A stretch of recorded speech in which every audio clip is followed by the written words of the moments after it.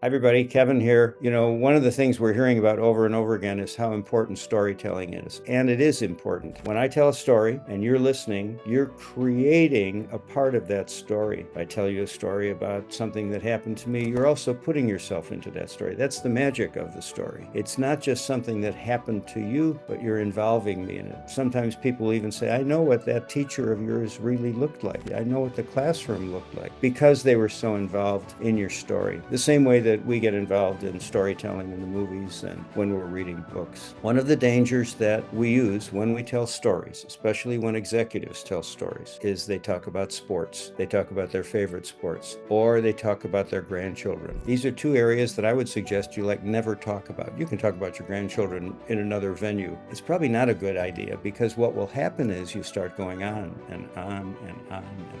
One author who called this said people who go on and on should join the support group On and On. So the idea here is, what is a story that's a compelling story, something perhaps that happened to you or that you heard that conveys the essential message that you want. Whatever you do, don't start a presentation with, you probably want to know a little bit about me. The audience is saying to themselves, no, we don't want to know a little bit about you. We want to know about us. We want to know about the essential message. Have somebody else introduce you if necessary. If you have to tell them something about yourself, do it 5 minutes later. Start with a story, and start with a story that is something that is completely relevant to what the talk is going to be about, what your presentation is going to be about. When that happens, people get involved. They're hearing your story and they are actively involved in your story. I'm Kevin O'Connor.